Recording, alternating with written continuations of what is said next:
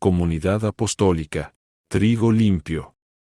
Vienen a Jesús y ven al que había sido atormentado del demonio y que había tenido la legión, sentado, vestido y en su juicio cabal, y tuvieron miedo. Y les contaron los que lo habían visto cómo le había acontecido al que había tenido el demonio y lo de los cerdos, y comenzaron a rogarle que se fuera de sus contornos. Al entrar él en la barca, el que había estado endemoniado le rogaba que le dejase estar con él, mas Jesús no se lo permitió, sino que le dijo: vete a tu casa, a los tuyos, y cuéntales cuán grandes cosas el Señor ha hecho contigo y cómo ha tenido misericordia de ti. Hasta ahí dejamos la escritura, ocupe su lugar. Muchas gracias, que ya el Señor añadió bendición a su palabra. Hoy en este día vamos a meditar en el tema pruebas de un cambio. Quiero comenzar diciéndole algo que encuentro en la palabra que, hermano, para mí ha sido y será muy motivante. El libro de Apocalipsis, dando testimonio de Jesús, dice: yo hago nuevas todas las cosas. Y eso de alguna manera me motiva y me alienta para cuando algo no resulta como yo pienso, como yo quiero o como yo espero, sabiendo que Dios, si en algo me equivoqué, si algo no hice o el diablo interfirió para que las cosas no salieran como Dios buscaba, entonces Dios hace nuevas todas las cosas.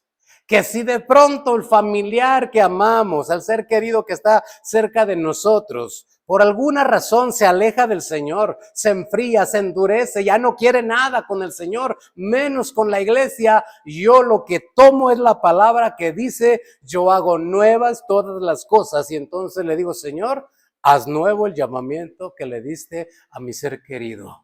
Porque si algo en el camino se echó a perder, tú dices en tu palabra que vienes a salvar lo que se había perdido. Este es el trabajo del Señor, hermano. Dios siempre se ha pasado restaurando lo que el enemigo echa a perder. Y usted y yo, en un tiempo, estábamos echados a perder. Le voy a explicar cómo. Dice el libro de Efesios capítulo 2 verso 1 que nosotros estábamos muertos en nuestros delitos y pecados. Estábamos sujetos al espíritu de la potestad de los aires, que es el enemigo, dice la palabra. Entonces estábamos echados a perder. ¿Por qué? Porque Dios nos había creado para alabanza de su nombre. Pero el enemigo en el camino nos confundió, nos malenseñó o nos desvió de la voluntad de Dios, y entonces andábamos por caminos en obras donde Dios no había creado para que anduviésemos en ellas.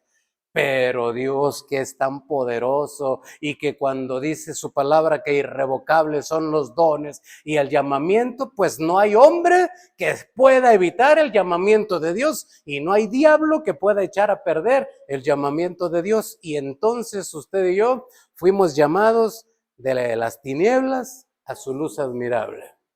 ¿Por qué? Porque fue su voluntad, porque tiene un plan con nosotros y porque no hay diablo que se lo pueda echar a perder, porque Dios nos dio echados a perder y nos dio esa esperanza para usted y para mí. Yo hago nuevas todas las cosas. Y entonces ahora para usted y para mí, y para usted que no ha aceptado a Cristo como Salvador, también si acepta a Jesús como su Salvador, también para usted es esta promesa. De modo que si alguno está en Cristo, nueva criatura es. ¿Qué es nueva criatura? Porque Cristo dijo: yo hago nuevas todas las cosas. Ya Dios nos había creado, pero nos echamos a perder. Y entonces viene el Señor, nos da de su Espíritu Santo y hace nueva esa vida. que Dios quería que lleváramos y que estaba echada a perder, la hace nueva, hace nuevamente los planes que Dios tenía para nosotros, pero se tardaron un poquito y ahora no los entrega. Mire, yo voy a ponerle un ejemplo para que me entienda lo que trato yo de decirle. Si yo tomo un papel y lo arrugo, no deja de ser papel, solo es un papel arrugado. Si yo tomo un papel y lo rompo, no deja de ser papel, solo es un papel roto. Si yo tomo un papel y lo pisoteo, no deja de ser papel, solo es un papel sucio. Pero si yo tomo un papel y lo quemo, allí ya cambia su naturaleza. ¿Sí me explico? Cuando el Señor Jesús fue anunciado por Juan el Bautista, él declaró estas palabras y dijo: detrás de mí viene uno que él los va a bautizar con Espíritu Santo y fuego. El fuego hace cambiar nuestra naturaleza. ¿Cómo? Lo dice el apóstol Pedro, ¿verdad? Para que lo entendamos. Nuestra fe va a ser probada como el oro, se prueba con fuego. Nuestra fe va a ser probada con fuego. ¿Cómo es esto? Con problemas, con enfermedades, con necesidades que parece que nos consumen, pero hermano, también así es como Dios transforma nuestra naturaleza. Por eso usted sigue siendo humano, pero no cambia su naturaleza hasta que el Espíritu Santo llega a su vida, pero el fuego viene a consumir su vieja naturaleza y comienza la nueva creación de Dios en nuestras vidas y ahora somos nueva criatura. Las cosas viejas ya tuvieron que haber pasado porque Dios tiene cosas nuevas y entonces Dios consume por medio de fuego lo viejo, lo pecaminoso de nosotros y hace una nueva creación de nuestras vidas. ¿Sí me explico? Voy a seguirle poniendo ejemplos para darme a entender mejor. Nuestro Señor Jesucristo es especialista para transformar a la gente. Una mujer llamada María Magdalena, antes era una prostituta y después fue una de las más grandes evangelistas llevando el mensaje de resurrección. El Señor la transformó de estar en la suciedad, en el pecado, a ser una grande evangelista. También a ese chaparrito llamado Nicodemo, de ser un gran extorsionador, el Señor lo transformó en un hombre entendido y generoso para las personas que había estafado, devolverles 4 veces lo que les había robado, terminando bendiciéndolos y ya no estafándolos, porque el Señor es especialista en cambiar a la gente. El Señor se encontró de pronto con un Saulo de Tarso asesino y el Señor lo transformó en el perito arquitecto. Primero era perseguidor de la iglesia, destruidor, destructor de la iglesia. Y después el Señor lo cambió en el perito arquitecto de la iglesia. ¿Por qué? Porque nuestro Dios es especialista en cambiar a la gente. El mejor caso que encontramos, hermano, es aquí, en este ejemplo del endemoniado gadareno. Y vamos a ver por qué. Pero primero tenemos que leer una escritura que se encuentra en el libro de Colosenses, capítulo 1, verso 13. Por favor, ayúdame a buscarlo. Libro de Colosenses, capítulo 1, verso 13.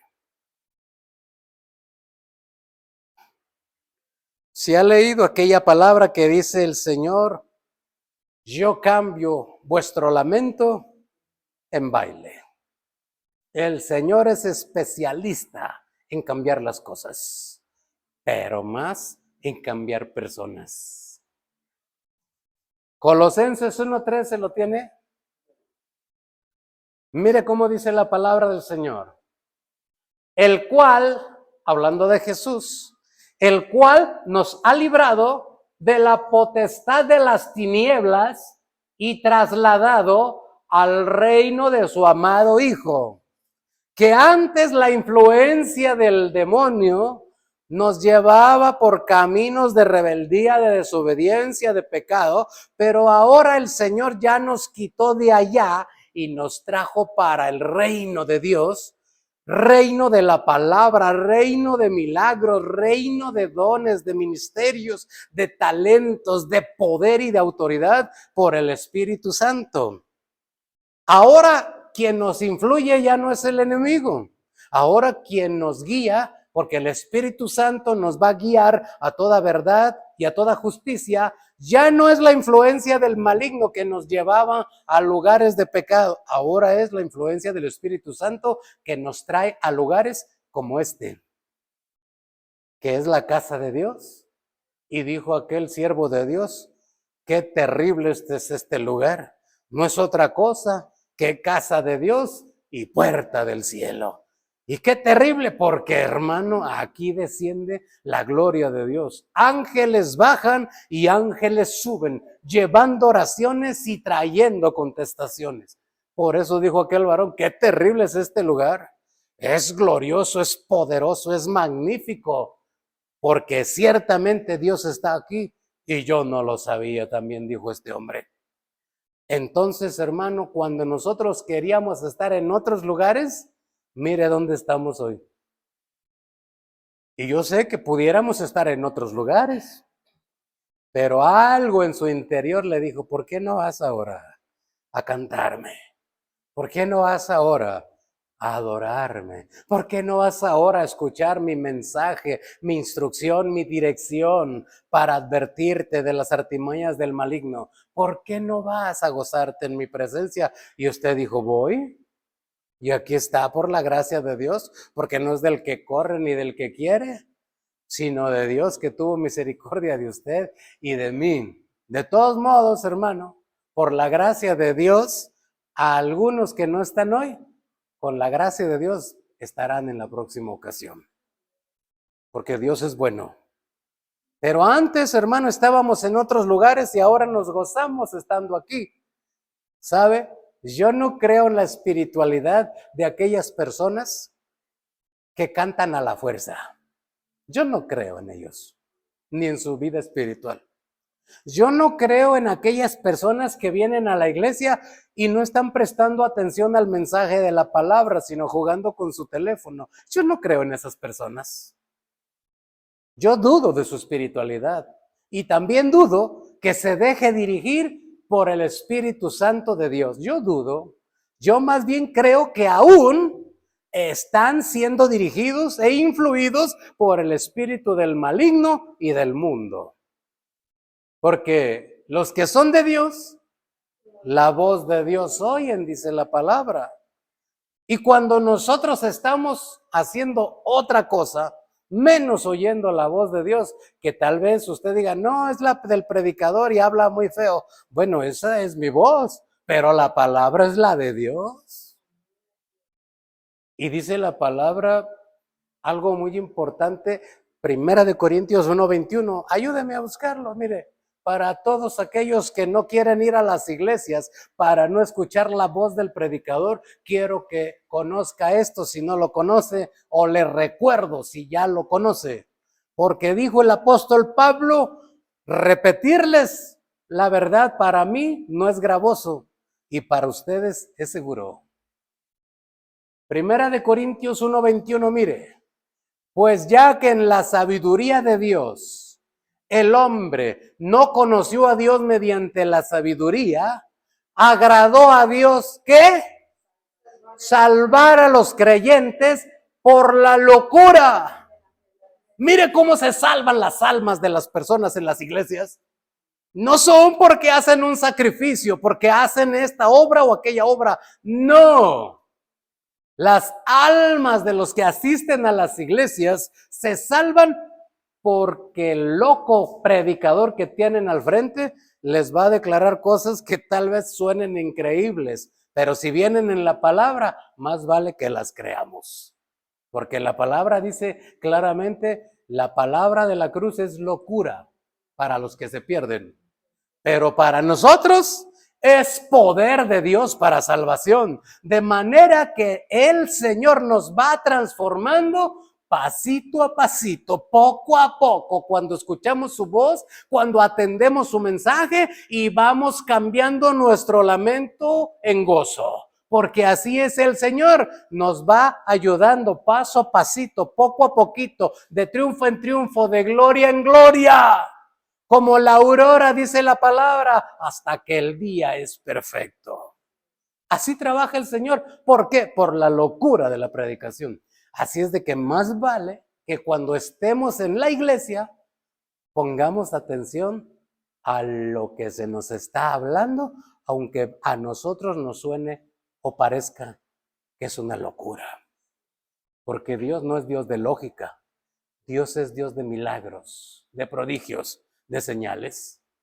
Y hermano, una gran señal, una gran prueba de que Dios está o hizo el cambio en alguien que está dentro de una iglesia es lo siguiente, que hay un cambio de conducta. ¿Cierto o falso? El Gadareno es el más grande ejemplo de esto, porque cuenta la historia de este hombre endemoniado que pasaba los días y las noches gritando, pasaba agrediendo a la gente que pasaba, lo ataban con cadenas y las rompía. Era un hombre violento, era un hombre agresivo, era un hombre que golpeaba a las personas. La gente le tenía miedo.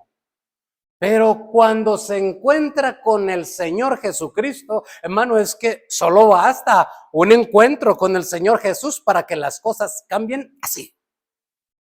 Y no me refiero a que alguien asista a la iglesia, no, me refiero a que alguien tenga un encuentro con el Espíritu Santo, sea orando, sea ayunando, sea cantando o sea en un servicio para gloria de su nombre. Pero encontrarnos con el Espíritu Santo nos transforma la vida en un abrir y cerrar de ojos. Habrá quien quiera fingir, allá él, pero hay un poder que transforma a la gente, que no le hace perder los años de su vida metido en una iglesia, pensando que por pasar años metido en la iglesia se va a salvar. No, eso no es todo para la salvación. Es parte de, pero no es todo para la salvación de nuestra alma. De manera que la mayor prueba del cambio de una persona es que su conducta cambia. Porque ahora, después de que el hombre estaba gritando, violento y agrediendo a las personas, dice la Escritura que ahora estaba muy tranquilo a los pies de Jesús. La gente lo miraba y decía, ¿qué? ¿Pero qué no es este el que loco estaba? ¿Qué no es este el que rompía las cadenas y nos agredía, nos golpeaba cuando pasábamos por los cementerios? ¿No es este el agresivo? Sí, sí es. ¿Pero qué le pasó? Jesús lo cambió. La mayor grande prueba de que Dios nos transformó es que tenemos paz.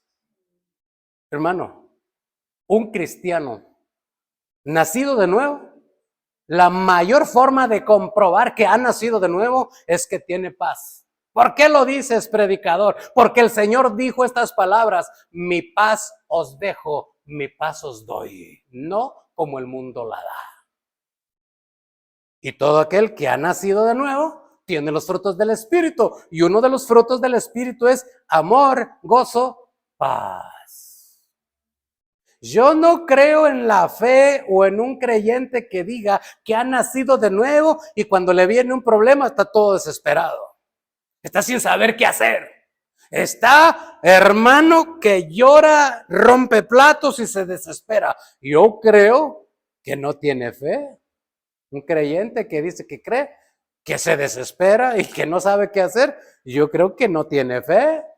Porque la paz es un símbolo, un significado de la presencia del Espíritu Santo en la vida de alguien. Y el Gadareno ahora estaba en completa paz. ¿Por qué? Porque el Señor lo había transformado, lo había cambiado de un hombre violento a un hombre tranquilo, a un hombre en paz. Y hermano, déjeme decirle que la paz es tan necesaria,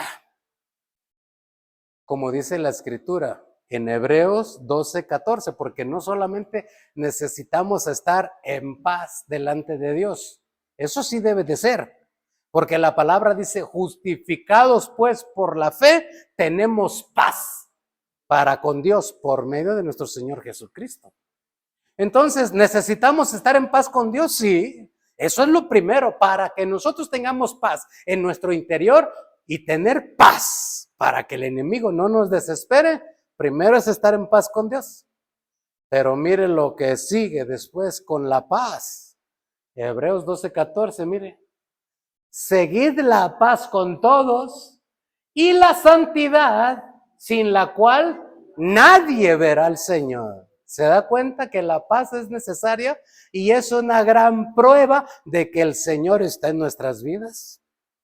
Hermano, yo no creo en aquellos cristianos o cretinos, más bien dicho, que de pronto se acercan con usted y le dicen, yo no puedo ver a aquel hermano, me cae mal. Hombre, ¿no ha leído la palabra?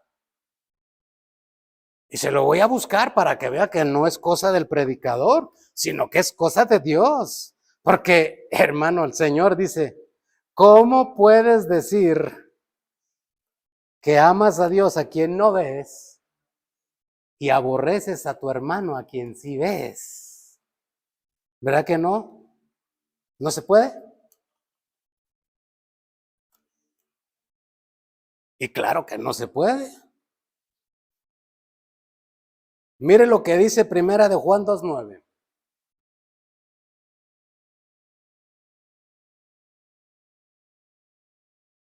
Primera de Juan 2:9.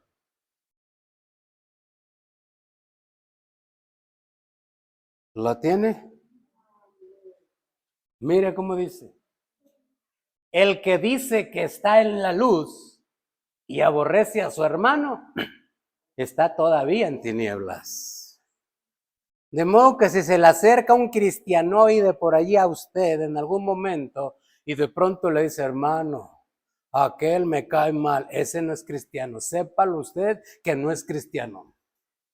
Un verdadero cristiano no guarda rencor. Un verdadero cristiano es como su padre, Cristo. ¿Y qué hacía Cristo? Perdonaba. Aún en la cruz, Él dijo, Padre, perdónalos porque no saben lo que hacen. Y lo estaban matando. Y aún así Jesús dijo, perdónalos. Y un cristiano debe aprender a perdonar, no a guardar rencor, no a sentir nada contra su semejante ni contra su prójimo. Podrá orar muchas horas a alguien y podrá venir y decirme, yo tengo una gran espiritualidad, pero si me dice que a alguien le cae mal, sus horas de oración se fueron a la tierra. No le sirvieron de nada. Porque la palabra dice claramente, si alguno aborrece a su hermano, es peor que un homicida. ¿Estamos de acuerdo? Entonces la paz es necesaria para manifestar primero que alguien es cristiano y para dar testimonio con nuestro prójimo de que somos cristianos, necesitamos la paz con Dios y la paz con ellos. Seguir la paz con todos y la santidad, sin la cual nadie verá al Señor. Y mire, vamos a ver lo último para ver si me alcanza el tiempo.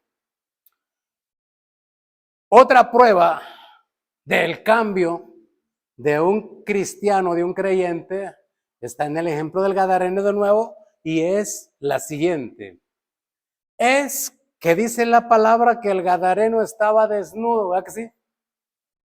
¿Sí ha leído el testimonio de este varón? En los evangelios está completo, dice que estaba desnudo y salía con cadenas a asustar, a agredir a la gente. Ese es el testimonio de los 4 evangelios acerca del endemoniado Gadareno. Pues este hombre estaba desnudo. Y una prueba de que alguien ha sido transformado es que, hermano, perdóneme, pero nosotros debemos de dar digna representación de nuestro Señor. Oiga, si a usted le llegara una invitación para ir el día de mañana a la casa presidencial, ya no son Los Pinos aquí en México, pero ya es el Palacio, ¿verdad?, de gobierno, en donde está el presidente de la República. Si a usted le invitaran el día de mañana para ir a ver al presidente de la República, seguro estoy que corría a comprarse un cambio de ropa. ¿Cierto o falso? Vamos, hermanos, seamos sinceros. Si el gobernador de aquí del estado nos invitara a su casa, hermano, usted inmediatamente pensaría, yo no tengo ropa para presentarme ante el gobernador. Oiga, y para presentarnos delante del Rey de Reyes y del Señor de Señores, ¿cómo debiera de ser? Porque dice la Escritura que el endemoniado estaba desnudo. Pero cuando se presentó delante del Rey de Reyes, que es Jesucristo, que estaba delante de él, dice la palabra que inmediatamente buscó con qué cubrirse, con qué taparse. El Señor desde el Antiguo Testamento les ordenó a los sacerdotes que vistieran de gala. Luego la ropa del sacerdote era un ropaje hermoso. Era un ropaje de gala. ¿Por qué? Porque se iban a presentar delante del Espíritu de Dios que descendía al tabernáculo y era el Señor de señores, el que iban a estar ahí delante de él, hermano. Y déjeme decirle algo. La palabra del Señor dice en el capítulo 20 de Éxodo, para los sacerdotes, y no subirás por gradas a mi altar para que no muestres tu desnudez. Era un varón el que iba a subir a ministrar al altar del Señor, hermano. Pero uno dice, pues es que a las mujeres no les llama nada si ven a un varón en paños menores o si ven a un varón semidesnudo. A las mujeres les causa horror, a veces náuseas, pero no les llama la atención. Las mujeres están diseñadas de otra manera. Pero a los varones sí les llama la atención. Si miran a una mujer mostrando parte de su cuerpo, y déjeme decirle con todo el respeto que usted me merece como mujer, hay mujeres que el escote lo traen casi a la cintura, mano. ¿Cierto o falso? Hermano, mujeres de 40 años con faldas para 15 años. Usted sabe a lo que me refiero. ¿Qué sucede con eso? Que a Dios no le gusta la desnudez. Él sabe cómo somos nosotros desnudos y desde que nacimos Él nos conoce porque no hay nada que le impida que Él nos vea lo más íntimo de nuestro ser. Y déjeme decirle algo, mi padre no era cristiano, pero si mi madre salía con un escote mostrando de más, ay, así le iba a mi madre. O si salía con una falda o con un vestido corto de más, así le iba a mi madre. Y mi padre no conocía a Dios. Pero ¿cómo es que hoy en día hay personas que se atreven a llegar a la presencia de Dios semidesnudos? Y los maridos agachones no les dicen nada. Si mi padre no conocía a Dios y por instinto, por respeto, por coraje, por celos o por lo que guste y mande, pero honraba a Dios, no permitiendo que su mujer mostrara lo que solo debería demostrarle a él. Y de pronto dice un marido que se defiende, no, hermano, es que yo dejo que mi esposa se vista así porque es por ella, es para ella. No, hombre, no. Si ella se mira al espejo todos los días, así como Dios la trajo al mundo y no tiene necesidad de andarse mirando. Las mujeres que se visten así es para que los hombres los miren. ¿Cierto o falso? Yo sé que esto es duro, pero no deja de ser verdadero. Y cuando nosotros venimos a la presencia de Dios, perdóneme, pero aquí en este lugar yo le pido, no vengamos indecorosamente, porque el Señor, hablando por el apóstol Pedro y por el apóstol Pablo, dice que las mujeres vistan con pudor y con modestia. Le voy a poner 2 ejemplos nada más.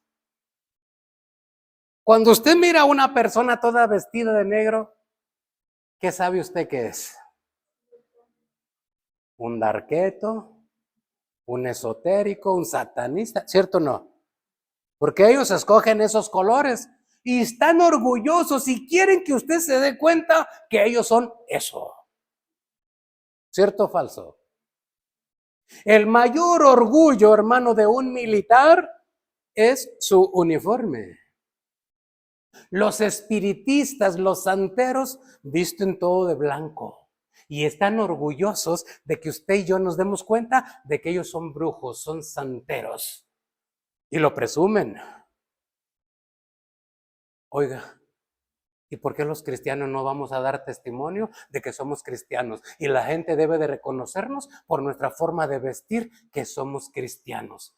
Porque Dios hace nuevas todas las cosas. Y un testimonio, una prueba de que Dios cambió a alguien es que no va a tener problemas para mudar, cambiar su forma de vestir. No para honrar a su marido, para honrar a Dios. Y de paso respeta a su marido. Yo sé que hoy en día también hay varones que quieren que se les muestren los músculos del pecho y andan con el torso descubierto. Hermano, perdóneme, pero en la iglesia eso no surte efecto. A nadie vamos a encandilar con el pecho descubierto. Aquí venimos a ver al Rey de Reyes más grande y más poderoso que el presidente de cualquier nación, más excelso y más poderoso que el presidente de las Naciones Unidas, más poderoso y tan grande como el Rey del universo. A Él venimos a ver y nuestra mejor ropa es la que debemos de traer, pensando en que Él nos va a visitar. Y cuando nos visite, la palabra que le dijo a los sacerdotes, no subas por gradas al altar para que no muestres tu desnudez. Yo sé que es duro, pero no deja de ser verdad. Y mi trabajo es enseñarlo, porque hoy en día hay pastores también agachones que no se atreven a declarar esto. Y la membresía va a los cultos como les pega la gana. Y si me dicen algo, ya no voy. Y le tienen miedo a la gente que ya no vaya. Allá ellos. Pero estamos nosotros con la responsabilidad de decirle a la gente, cuando vengas a ver a Dios, ven de la mejor manera posible. Un día alguien se enojó conmigo y ya no vino a la iglesia solo porque le dije, hermano, si vas a tocar para Dios, debes de venir mejor vestido. No es en pants, no es en camiseta. Tráete un pantalón de vestir, tráete unos zapatos, los que tengas, y una camisa de manga larga. Vas a ministrar para Dios. Y se enojó. Ya no voy. Ya no vino. Pero así como el joven rico le dijo el Señor, solo una cosa te falta. Vende lo que tienes y vas a hacerlo a los pobres y vas a heredar la vida eterna. ¿Y qué dijo el joven rico? Mejor me voy. ¿Y qué dice la palabra? Jesús, amándolo mucho, lo dejó ir. Porque decir la verdad es amar a la gente, no es tener algo contra la gente. Solo la verdad salva, solo la verdad hace libres. Conocerán la verdad y la verdad les hará libres. No es con mentiras que la gente va a ser libre, es con la verdad. Y solo la verdad es el camino que nos lleva al Padre, a la vida eterna. Póngase de pie, por favor. Gracias por acompañarnos. Recuerda, si te ha gustado el video no olvides suscribirte y compartir.